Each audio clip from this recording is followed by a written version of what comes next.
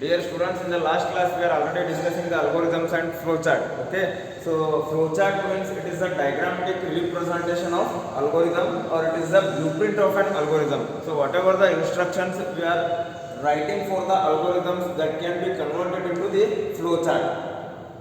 Okay, so flowchart consists of two types. First one is system flowchart, another one is program flowchart. So system flowchart means it is related to the entire particular systems. The system flowcharts mainly used by the designers. Program flowcharts consist of those who are writing the programs, those who are writing the algorithms that can be converted into the flowcharts. That is nothing but the program flowchart. It consists of some symbols. Start and stop can be represented using the oval symbol. Read and print can be, or input and print can be represented using the parallelogram processing. The simple calculation can be done using the rectangle. We already discussed in last class. Okay, so today we shall discussing some more flowcharts. See here, to draw the flowchart of largest of two numbers. So first is start. Largest of two numbers means here the number of inputs are 2. Input of a comma b. So after giving the input, you have to use the rhombus symbol. So here rhombus is mainly used to represent the condition. It is used to test the condition. See here how to write. If a is greater than b, question mark, t f. If the condition is true, it will come to the true block statement. That is, here you have to print a is large. Otherwise, false. False means print b is large. Finally, so you can stop the algorithm.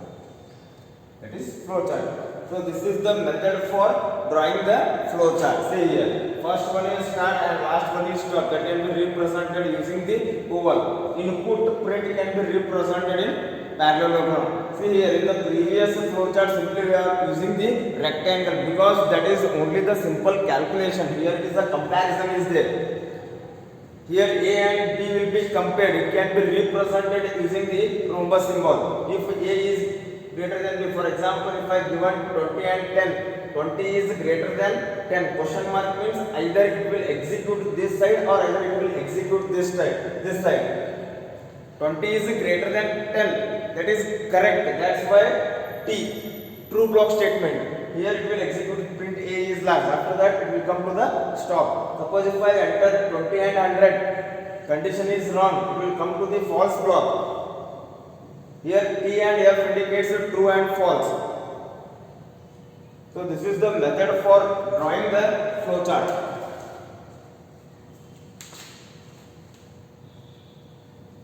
So another example, to check whether the given number is positive or negative. So here positive or negative means here the number of input is only single. So positive and negative, in between 0 is there. The numbers which are greater than 0, those numbers are called as a positive numbers. The numbers which are less than 0, those numbers are called as negative numbers. So here 0 can be compulsory used. If a is greater than 0, true block. If a is, instead of large, you have to print a is positive. So here b is large is there. Here you have to print a is negative. Only one input. So whatever you can give the input, that will decide whether that number is a positive number or it is a negative number. Okay. If you are using if condition means the procedure is same. Only you have to change the condition. Suppose if it is the largest of two numbers, previous one. If it is positive or negative, this one. Suppose if the two numbers are equal or not, again you have to change the input a comma b. Here you have to mention a is equal to b. So in the print you have to mention the both numbers are equal. So here you have to mention the not equal or distinct. if it is leap year or not. Number again, the number of input is only one, that is year. Already I told that leap year means the year which is divisible by 4 and the remainder must be 0. So why we have to use the 4? Because the leap year will come once in a 4 years. So that's why we have to use the 4 compulsory, and here is the input. Okay, again same. First we have to change the condition. Here we have to mention the statements. Leap year. If the condition is true, you have to print the leap year. If the condition is wrong, it is not a leap year. In the same way, even or odd. So whatever you have to return the algorithms, you can convert all the algorithms to the flow chart.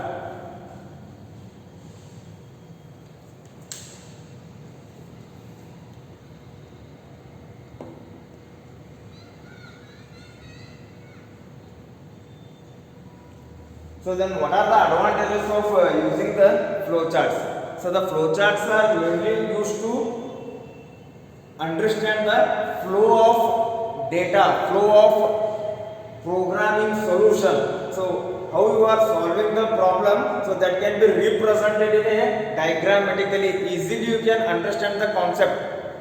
And it is also completely independent of any programming languages. Means it is not dependent on any programming language. It is completely independent, similar to the algorithm.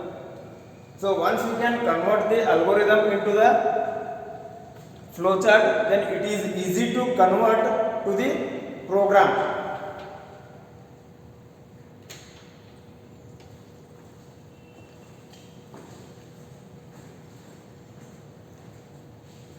Almost every examples, every algorithms can be converted into the flowcharts.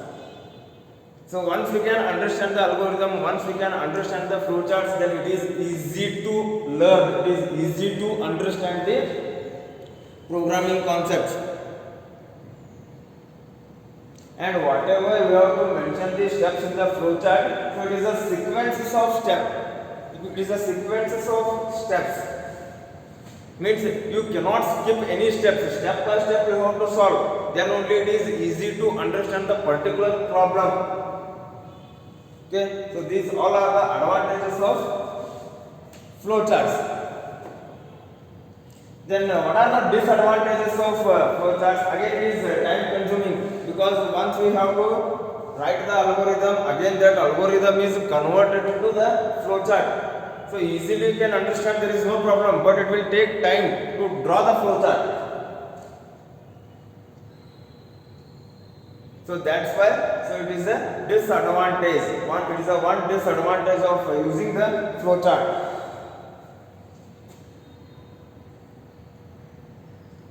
The next topic is coding.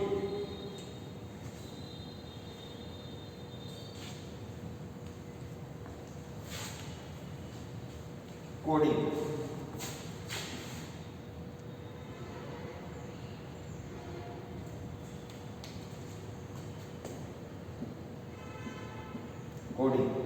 So here coding indicates it is a process of writing the instructions. Writing the instructions for the programming language. You already written algorithms, you already draw the flowcharts. In the same way, every program consists of some structure. We have to follow the structure. We have to write the structure for the particular problems. So that is nothing but the coding. So here coding indicates the writing. It is a process of writing the instruction. So why you have to write the instruction? Because you want solution for the given problem. Means you have to analyze the problem. After analyzing, you have to write the instructions for the programming language. That process is nothing but the coding.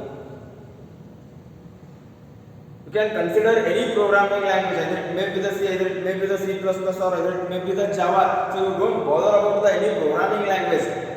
But the process of writing the instruction for analyze the problem for the particular programming languages. If the problem is there, means you have to write, you have to solve, you have to write the solution for that problem. For that solution, you have to write the instruction. That process is nothing but the coding.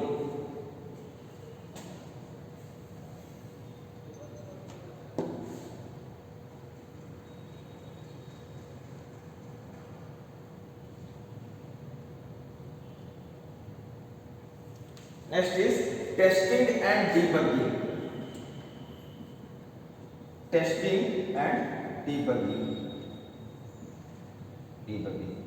See here, testing and debugging. So here testing indicates so it is the process of checking whether the program is working for all the values or not. Or according to the user, it is working or not. That is nothing but the testing.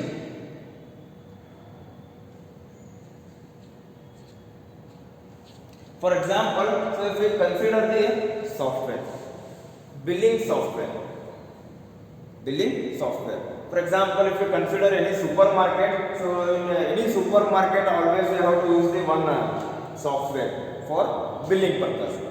So it means that all the product details are stored in the system with the help of barcode. So they have to read, they have to get the price of the particular product. Okay. Initially it consists of 10 products. Before using the software, they have to test whether that software is working properly or not. For example, if the product price is 50 rupees, if I scan, it shows 40 means that software is not correct, because actual price is 50, but after scanning it shows 40 rupees. There is some mistake in the software. So here testing indicates the process of checking the program, checking the software, whether it working for the requirements of the user or not. So who are developing the software? Here the shop owner has to test whether the software is working correctly or not. If suppose there is any mistake in that software, again they have to inform to the software developer. That's why testing means it is a process of checking the programming, whether it is working correctly or not according to the user requirements, because the user can use the software, not the developer. If I am the software developer, means my job is to developing the software according to the user requirements, not my own requirements, because finally that software can be used by the particular clients. Those who want the software, they can get the software from the software developers. Okay, so that is nothing but the testing. See here, debugging means checking the errors, correcting and checking the errors in the program. Correcting and checking the errors in the program, it is nothing but the debugging. If I am writing one algorithm, that is sum of two numbers, or suppose if I am writing the one program for sum of two numbers, if I give the input 10 and 20, but it will give the wrong result, or it shows some error. For example, at the time of writing, so I have wrongly entered 3 plus of 4 plus. Actually it is wrong. Actually I have to write 3 plus 4, not 3 plus 4 plus 4. 4 plus 4 plus. So it shows error to the user. Suppose if you are writing wrong, your instructions are wrong, again the system will generate the error message to the user. Again user wants to correct that error. That process is nothing but the debugging. So here debugging means the process of checking the error. If the error is generated, means you can check that error. After checking, the next step is you can correct that error. Debugging means the process of checking and correcting the errors in the program, that is nothing but the debugging, testing and debugging.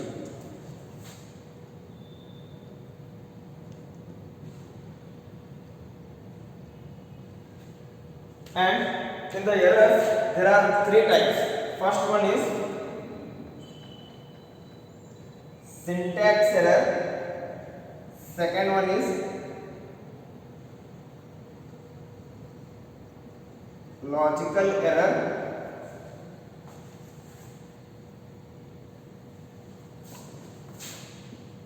semantic errors,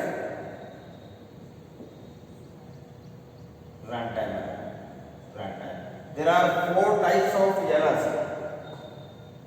There are four types of errors.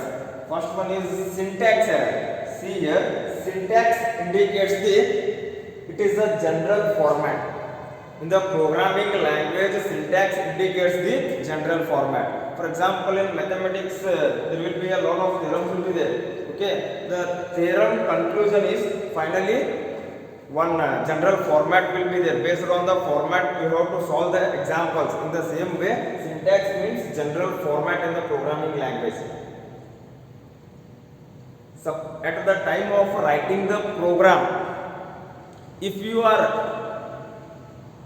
did any mistakes in writing the general format, those errors are nothing but the syntax error. For example, see here, a plus b is there. In the programming language, a plus b, always every line must be end with the semicolon. Semicolon means dot, comma. Almost all lines must be end with the semicolon. Suppose if I miss this semicolon, means it is a syntax error. It is a syntax error. And errors are not a big issue. Okay? And programming is very easy. Very, very easy. It is because it consists of one structure. So in the upcoming chapters it will come actually. In that structure, based on that structure, so we have to write the programs. Okay. So syntax error means the errors will be present in the general format. For example, a plus b semicolon is there. If I miss the semicolon, means again it will generate the error message to the user. That is nothing but the syntax error.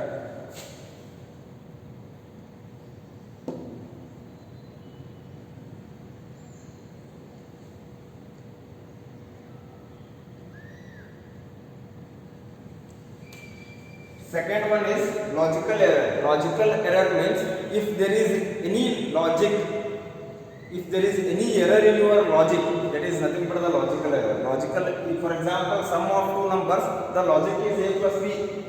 Suppose if you are writing a plus b, for example, plus of a plus b, it is a logic error.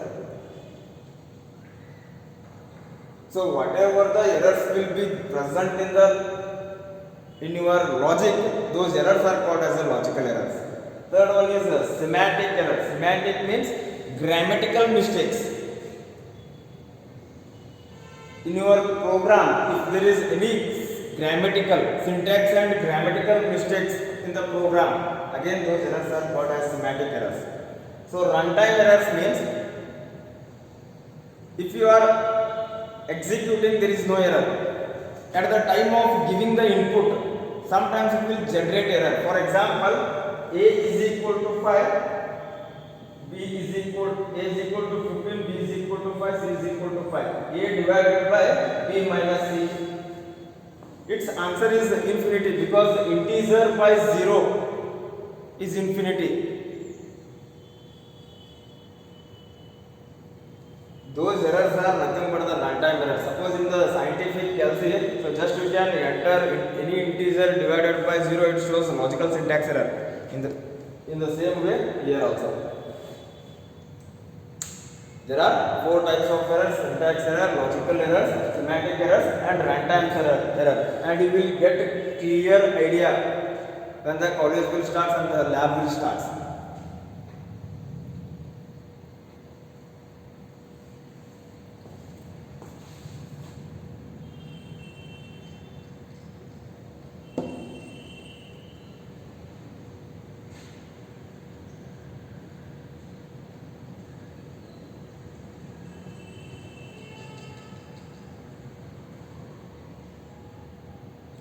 and the last one is program documentation.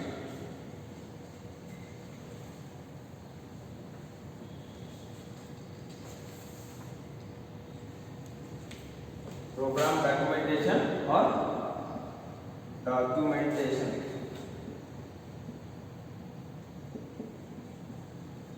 Documentation and maintenance. So documentation and maintenance. So first step is problem definition, second one is analyzing the problem, third one is algorithm, flowchart. So after that testing and debugging.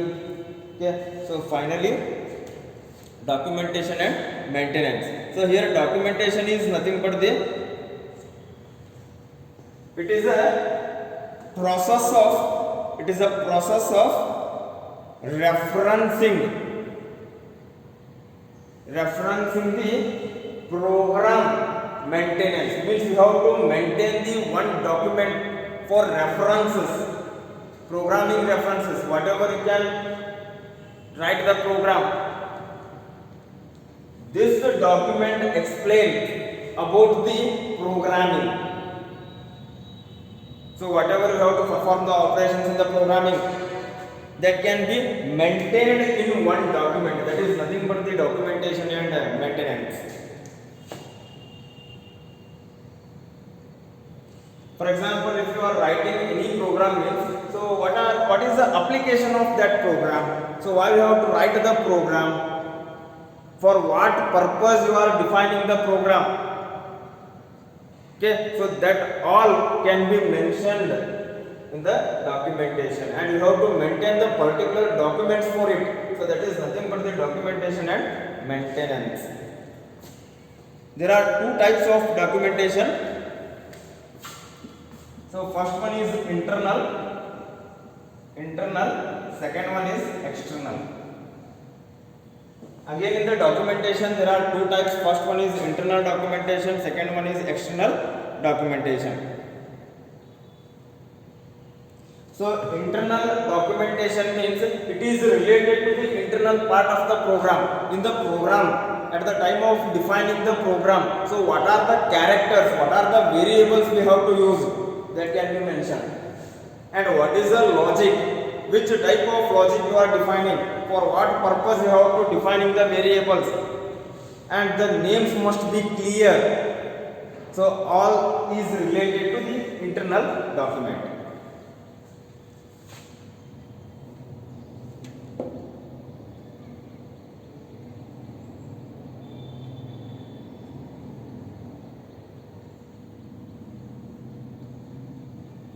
So external documentation indicates those who are using the application, those who are using the program. So it is related to the user or administrator or designers. It is not an internal, it is an external, means those who are using the application, that is nothing but the external part. For whom you are writing the program. Once you are developing the software or program, finally you have to give it to the somewhere else, some users. Only external means outside, internal means inside. Okay, so external means